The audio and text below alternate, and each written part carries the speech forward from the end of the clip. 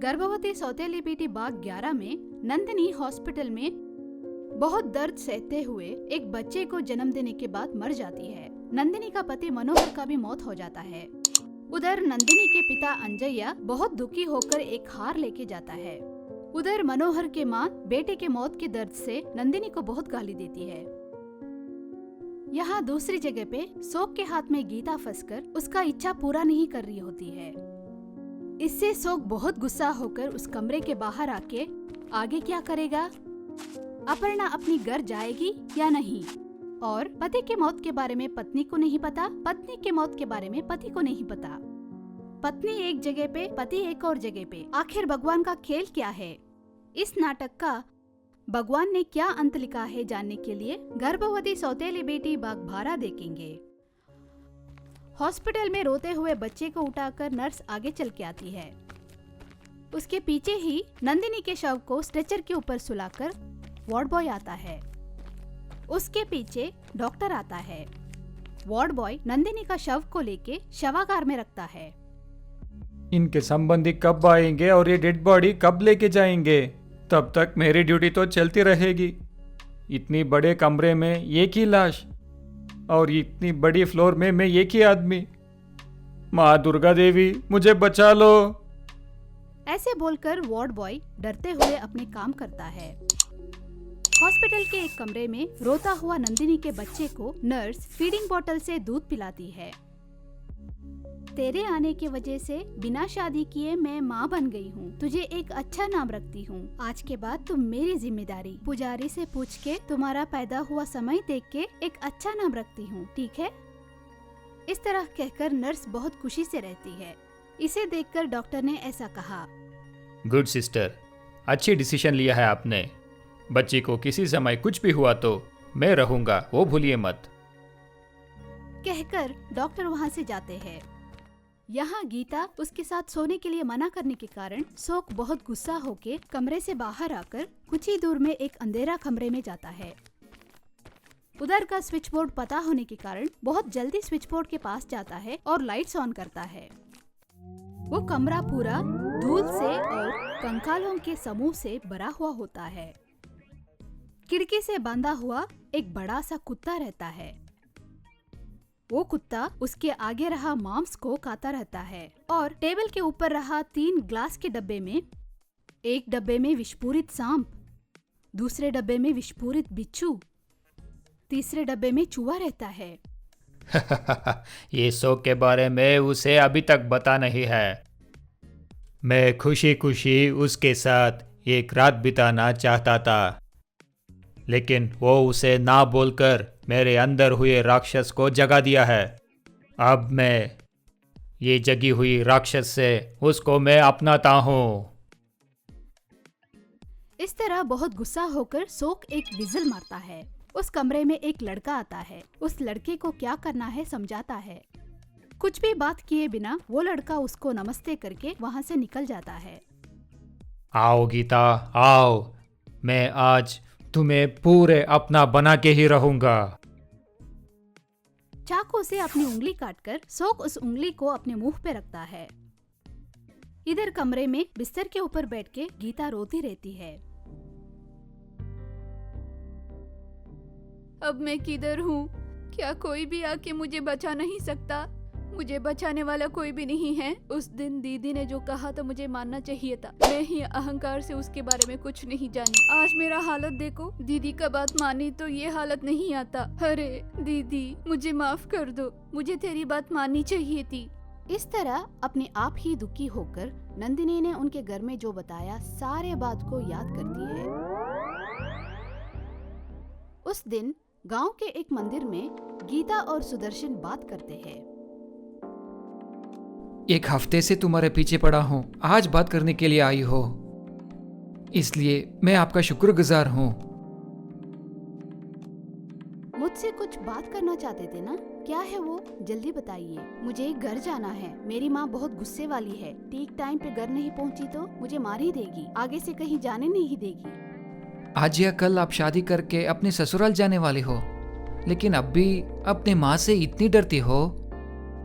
डर करके तुम बोल रहे हो, लेकिन मैं आदर करती हूँ। ठीक है, तुम क्या बताना चाहते थे? मेरा नाम सुदर्शन, मैं सिनेमा डायरेक्टर हूँ। नई हीरोइन और नई लोकेशन के लिए ढूंढ रहा हूँ। यहाँ तो मुझे कोई भी अच्छा नहीं लगा, लेकिन तुम्हारे सिवा तुम हीरोइन बनती हो तो। ये बात सुनकर गीता बहुत खुश हो जाती है। सुदर्शन भी उसकी खुशी देखता है। यही है ना लड़कियों का वीकनेस। कोई भी आके तुम सुंदर हो, तुम खूबसूरत हो कहने से लड़कियां आसमान में उड़ने लगती है। गीता को भी ऐसे ही हुआ। इस तरह कितने लोगों को बताए हो? कहकर नंदिनी उधर आती है। दोनों नंदिनी को देखते हैं। बोलो मिस्टर टोपी बाबू, इस तरह और कितने लोगों को बताए हो? कितने लड़कियों को हीरोइन बनाया है? बोलो, मुझे उनका फोन नंबर दो। नंदिनी का पूछा गया प्रश्नों का सुदर्शन कुछ जवाब नहीं देता है, चुप रहता है।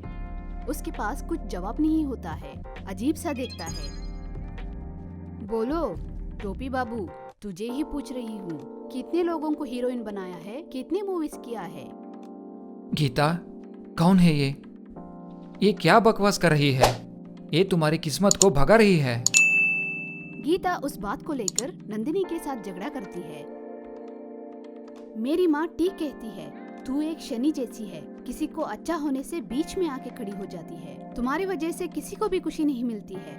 वो गीता, वो कुछ भी कहेगा और तुम मान लेगी? वो क्या किया है, कैसे किया है, कितने लोगों को हीरोइन बनाया है, कितने मूवीज किया है, ये सब जानने के लिए किसी का फोन नंबर लेने से हो जाएगा। मेरे मामले पे क्यों आती है? कितने बार बोला है तुझे मेरे से बात मत कर। तुम्हारे काम पे ध्यान दो, हमारे मामले पे आके हमें टॉर्चर मत कर।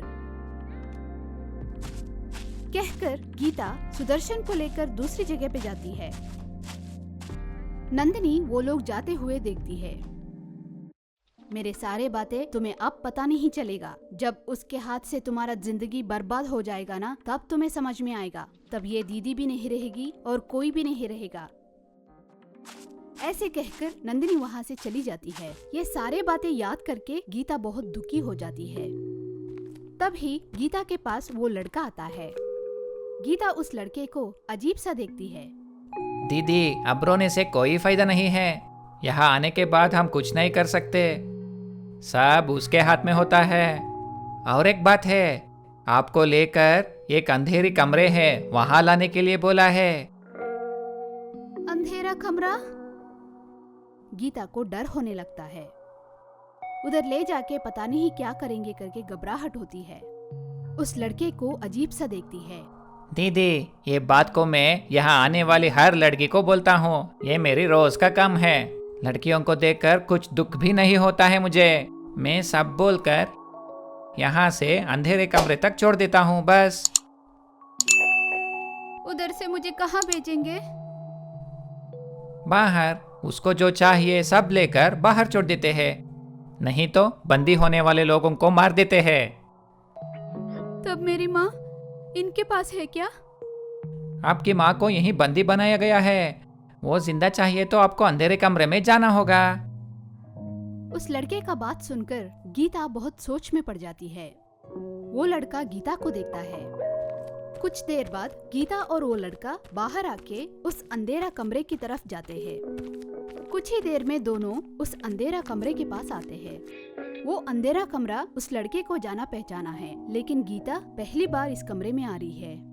उधर शोक बहुत गुस्से में रहता है, उसका आंखें लाल हुआ होता है। आओ गीता, आओ, तुम ही मान जाओगी या मुझे मेरी शक्ति का प्रयोग करना पड़ेगा? डरी हुई गीता उस कमरे को देखती है। हर जगह पे खून का निशानी, कंकलों के समूह, बड़ा सा कुत्ता, 3 ग्लास डब्बे में सांप, बिच्छू, चूहा दिखता है। घबराओ मत गीता, जो दिख रहा है ना वो सब तुम्हारी तरह सुंदर लड़कियों की हड्डियां है। वो भी पहले तुम्हारी तरह ही मेरे बात को मना कर रहे थे, लेकिन यहाँ आने के बाद सब कुछ मेरी मर्जी की तरह हुआ और बाद में उन सब के जीवन बर्बाद हो गया। एक बार मेरी माँ को दिखाओ, मुझे एक बार उनसे बात करनी है। वो मुझे खुश करने के बाद मुझे यकीन नहीं है। मुझे एक बार माँ को दिखाओ, एक बार उनसे बात करना है। ग्लास डब्बे में रहा सांप को लेकर शोक गीता के पास आता है। शोक के हाथ में रहा सांप विस्फोरित होता है। उसे देखकर गीता घबराने लगती है। वो सांप जोर से फुफकारता है। अब तुम मेरी बात को कैसे नहीं मानोगी, मैं भी देखता हूँ। कहकर शोक जोर से हंसने लगता है। इसके बाद क्या हुआ, गर्भवती सौतेली बेटी भाग 13 में जानेंगे। ये कहानी पसंद आया तो लाइक कीजिए, कमेंट कीजिए। इसी तरह का इंटरेस्टिंग स्टोरीज के लिए हमारे चैनल सब्सक्राइब कीजिए। Thanks for watching.